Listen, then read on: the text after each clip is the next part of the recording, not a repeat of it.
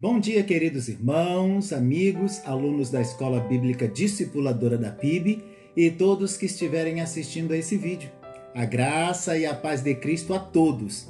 Estamos iniciando mais uma aula da nossa Escola Bíblica Discipuladora, ok? Hoje nós estudaremos a lição de número 4 da revista Palavra e Vida da Convenção Batista Fluminense. O tema de hoje, meus irmãos, é engajamento solidário. Engajamento solidário. O texto base encontra-se em Filipenses 2, do capítulo 1, do versículo 1 ao versículo 11. Esta lição foi escrita por Mateus Dutra Rebelo. Eu farei uma breve oração e logo em seguida a leitura da palavra.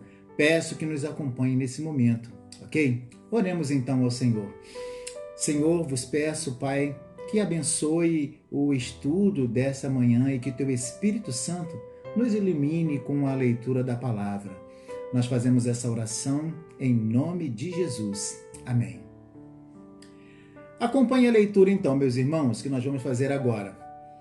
Portanto, se há algum conforto em Cristo, se há alguma consolação de amor, se há alguma comunhão no Espírito, se há alguns estranháveis afetos e compaixões, completai o meu gozo para que sintais o mesmo, tendo o mesmo amor, o mesmo ânimo e sentindo uma mesma coisa.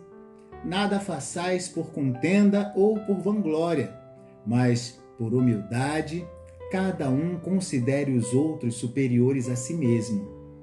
Não atente cada um para o que é propriamente o seu, mas cada qual também para o que é dos outros, de sorte que haja em vós o mesmo sentimento que houve também em Cristo Jesus, que, sendo em forma de Deus, não teve por usurpação ser igual a Deus, mas esvaziou-se a si mesmo, tomando a forma de servo, fazendo-se semelhante aos homens.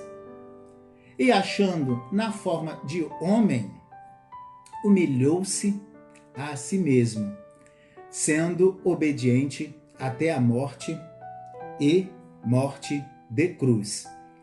Por isso também Deus o exaltou soberanamente e lhe deu um nome que é sobre todo nome, para que ao nome de Jesus se dobre todo o joelho dos que estão na terra e debaixo da terra, e toda a língua confesse que Jesus Cristo é Senhor, para a glória de Deus Pai. Amém, meus irmãos? Que texto maravilhoso, né? Texto maravilhoso da palavra de Deus. O capítulo 2, meus irmãos, de Filipenses, do versículo 1 ao versículo 11, ele quer nos dizer que o apóstolo Paulo nos exorta sobre a necessidade da unidade espiritual entre os cristãos. Mas ainda, lembra-nos que devemos ser mais como Cristo, ou seja, ter o mesmo ânimo e o mesmo amor incondicional. O amor cristão, meus irmãos, ele deve ser recíproco, ou seja, ame e será amado.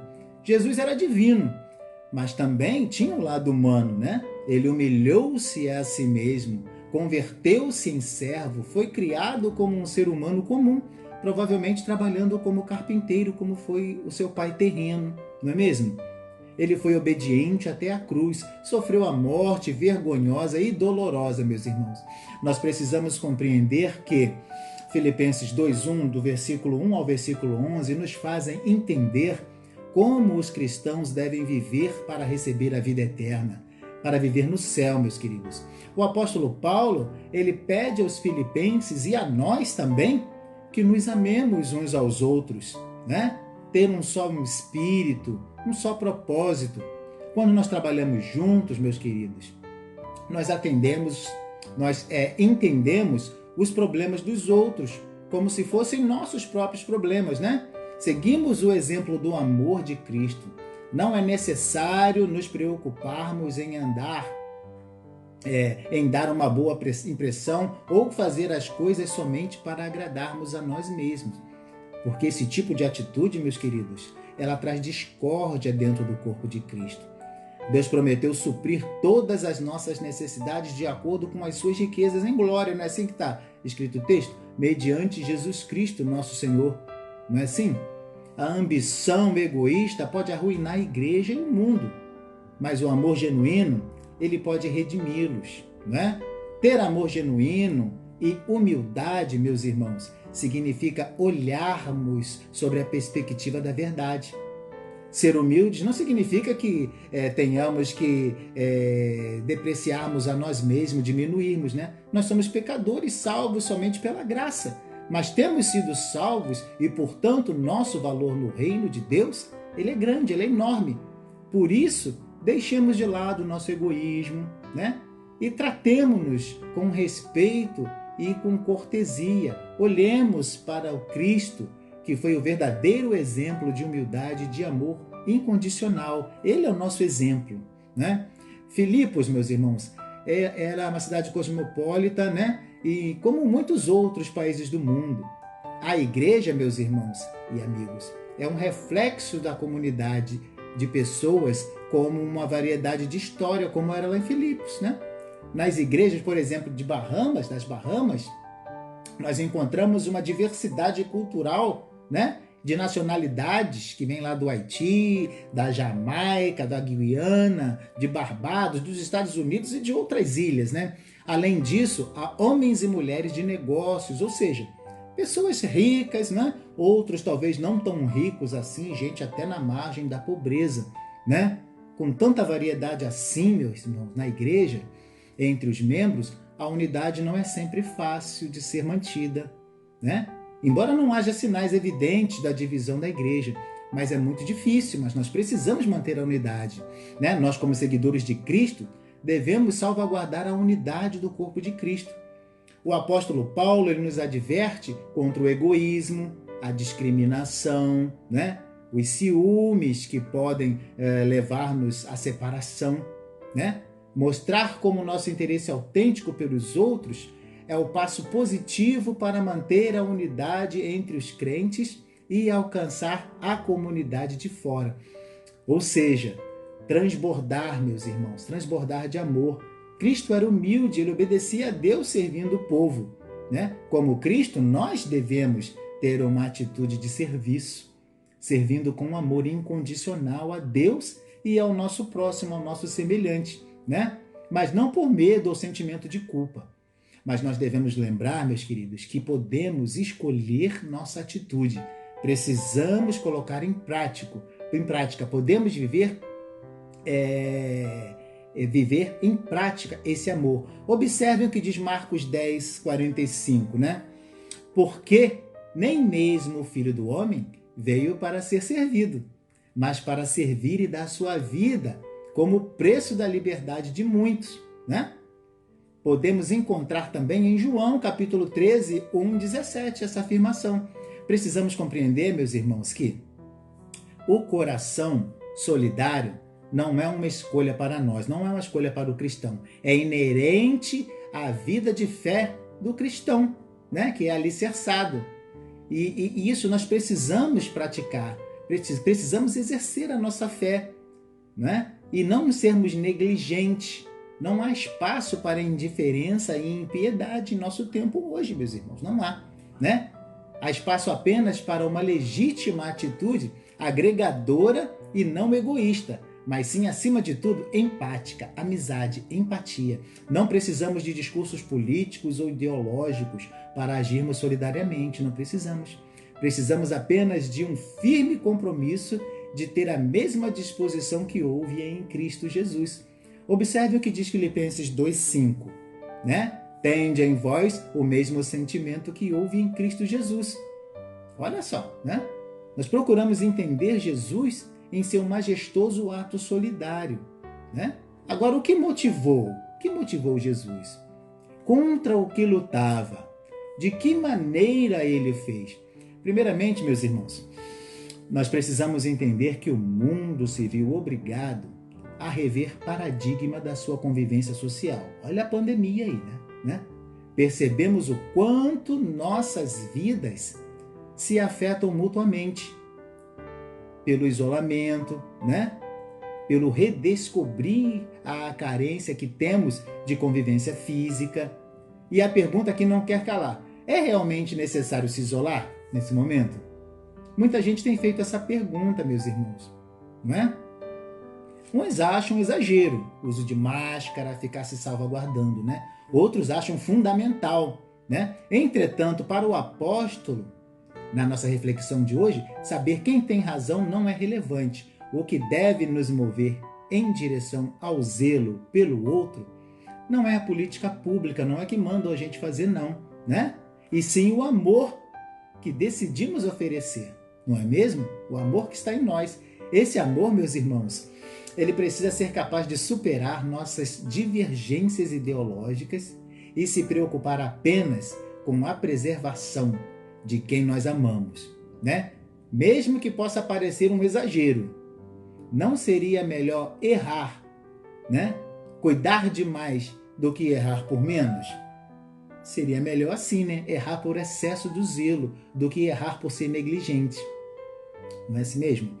Então nós precisamos compreender esse momento que nós estamos vivendo, né? Nós precisamos entender e compreender o período da pandemia e sobrevivermos estimulando um ao outro, né? E tendo cuidado, tendo zelo, porque falta pouco para isso acabar. Falta pouco para isso acabar. Esse amor que nós estamos falando, o amor demonstrado por Jesus, meus irmãos, nos fez desapegar do lugar de conforto para servirmos de maneira que for necessário ao bem que desejamos ao outro, né? Às vezes a gente sai da nossa segurança para poder atender ao outro nesse momento de pandemia. E esse é o genuíno amor de Cristo. É importante lembrar, meus irmãos, que nós estamos diante de uma proliferação em escala mundial de um vírus, né, para o qual já estão trabalhando a vacina. Já começaram a fazer os testes da vacina, mas ainda não está nada resolvido, né? E não sabemos se é eficaz. Essa ausência de resposta em relação à eficácia, né, para impedir a propagação dessa doença, nós não sabemos como é que vai ficar. Nós cremos que quando houver uma vacina própria e eficaz, poderá imunizar a população e encerrar todo esse ciclo de cerceamento de liberdade. A gente vai jogar a máscara fora, né? Contamos com isso para podermos tirar as nossas máscaras, não é mesmo? É preciso entender que a reclusão é para a preservação e manutenção da nossa sobrevivência. A questão que perpassa toda a temática é a luta contra a morte pela vida, meus irmãos. A gente tem que entender isso. Em especial aqueles que em o vírus, né, representa em potencial uma coisa mortal, ainda maior, né? Como, por exemplo, os idosos, os que têm alguma comorbidade, não é? Este é o contexto no qual nós estamos lidando. Um grande esforço de todos para que haja o mínimo possível de vítimas fatais do vírus, não é? A Convenção Batista Fluminense separou essas lições para isso. Precisamos entender, meus irmãos, que nossa realidade espiritual, ela é semelhantemente, também se trata de uma luta pela vida. O vírus do pecado, ele contamina e condena os mais suscetíveis, não é isso mesmo? Né? Suscetíveis à morte. E todos somos parte desse grupo de risco, né? Mais agravado ainda por se tratar da condenação eterna. O salmista lá em Salmo 89, 48, ele traduz com perfeição a angústia trazida pela ineficiência da morte, né? Que homem pode viver e não ver a morte, ou livrar-se do poder da sepultura? Salmo 89, 48, a gente vê isso. Entretanto, observem as palavras do apóstolo Paulo, que diz assim: onde está, ó morte, o teu aguilhão? 1 Coríntios 15, 55, você lembra disso? Essa mudança radical de condenados para libertos, meus irmãos, ela foi proporcionada por Jesus em seu gesto de amor, por Jesus. É com esse amor que devemos confrontar as diversas faces da morte. Quando o isolamento é do coração, meus irmãos, estamos condenados, mas seremos imunizados do efeito devastador do pecado se aplicarmos esse mesmo amor de Jesus. Ele é a cura para toda fonte de morte, toda forma de morte. Glórias a Deus por isso. Jesus é a cura. Quando falamos de ação solidária, meus irmãos, o que estamos dispostos a dar por aquilo que acreditamos. O que estamos dispostos? Vou citar, por exemplo, a epístola da viúva pobre. Preste atenção. Observamos uma senhora fazendo do seu pouco, seu tudo, não é assim? Enquanto homens abastados faziam do seu muito quase nada, né? Vejam que Jesus observava os ricos que colocavam suas contribuições no cofre, né? No cofre das ofertas. E viu também uma pobre viúva colocar ali 2 pequenas moedas, irmãos. E disse, olha o que ele disse: em verdade vos digo que esta viúva pobre contribuiu mais do que todos, pois todos aqueles deram do que lhe sobrava.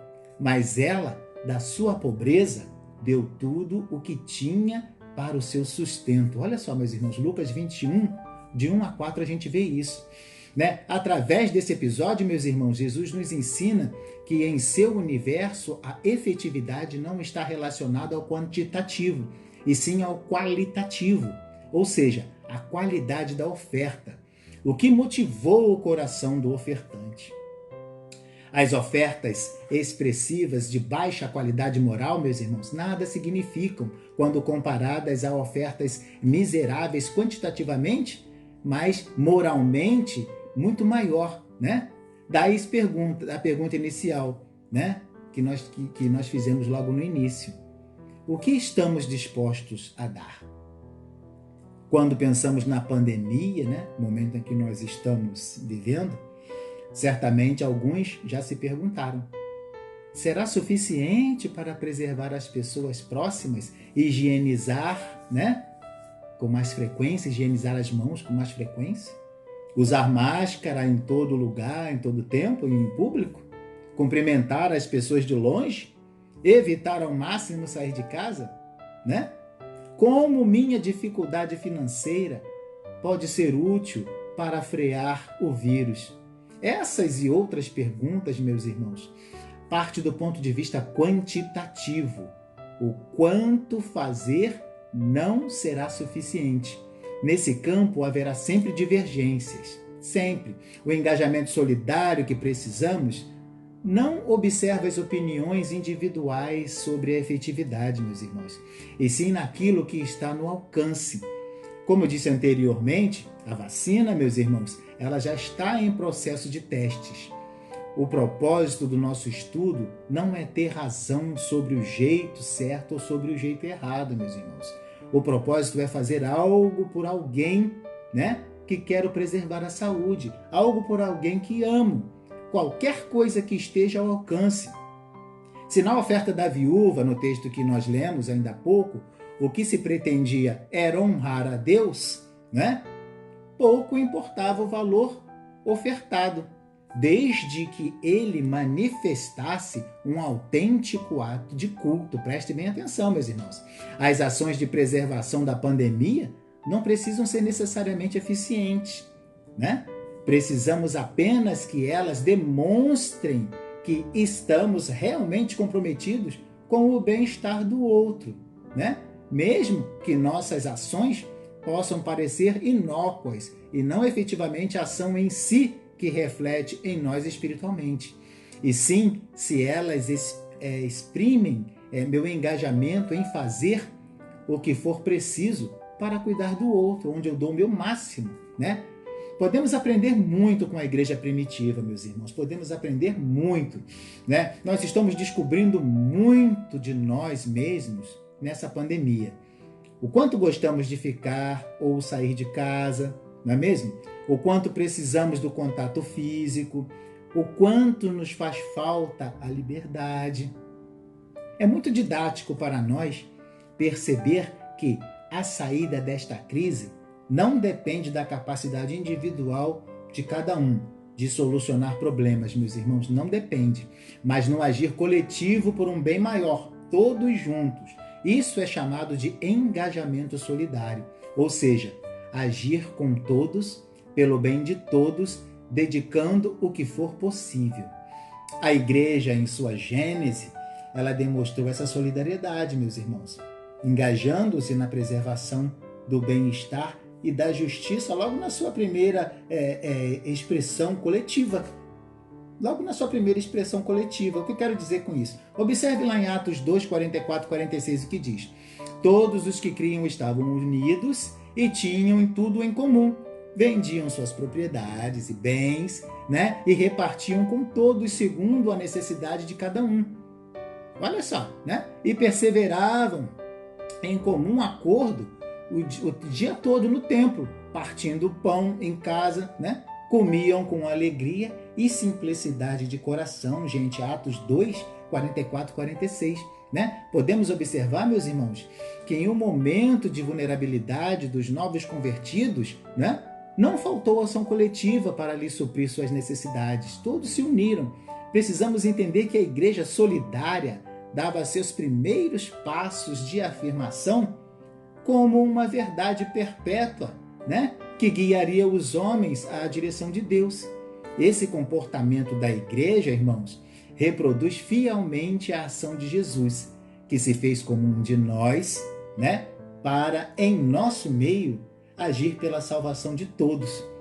Cuidou, né, de toda a sorte de mazela, com a mesma predisposição, sem medir esforços. Ele não mediu esforços, né? Nós estamos chegando ao finalzinho do nosso estudo, espero que você tenha acompanhado a aula até aqui. Que Deus nos abençoe, meus irmãos e amigos, e nos ajude a compreender que o amor é a força afetiva que justifica e impulsiona qualquer agir solidário. Não está nas ideias e nem nas ideologias, mas está no coração, no meu e no teu coração. A luta comum a todos nós, é pela preservação da vida, contra qualquer expressão de morte, né? O fazer solidário, meus irmãos e amigos, ocupa-se em entregar o que estiver ao nosso alcance, mesmo que não pareça ser suficiente, porque quantidade não garante qualidade. A igreja é o centro do fomento da solidariedade, meus queridos, entre os seus e em favor dos que ainda precisam de salvação. E assim, meus irmãos, Jesus pergunta a todos nós: vocês entenderam o que eu fiz? Ele era Deus, não é isso? E humano ao mesmo tempo. Mostrou uma atitude de humildade e serviço. Não é assim? Precisamos compreender que nós, eu e você, como seus seguidores, devemos adotar a mentalidade de Cristo. Devemos aproveitar todas as oportunidades para seguir seu exemplo. Tomem parte do seu tempo, meus queridos, para realizar pequenos atos de amor, mostrando apreço pelas pessoas, sem distinção. Animem alguém a cada dia, busquem o lado bom das pessoas, falem das coisas que eles gostam, né? Deus os usará e o capacitará. Um sorriso, um abraço, ações para levantar o ânimo de alguém que está chorando por dentro. Isso vai ajudar muito, meus irmãos. Presencialmente ou online, como você quiser. Pratique o amor incondicional. Sejam amáveis, amorosos, humildes, sejam autênticos e justos. Esses simples atos podem trazer paz ao coração de muitos e vocês receberão a surpresa grata de Deus. Amém? Tenham todos um excelente domingo e uma semana abençoada na presença do Senhor. Lembrando a todos que esta lição e todas as demais estão no YouTube, no canal Reflexões para a Vida, Professor Luiz Matos. Inscreva-se no canal e compartilhe com os seus amigos. Receba o meu caloroso e fraterno abraço e até o nosso próximo encontro, se assim o Senhor nos permitir. Que Deus te abençoe. Amém.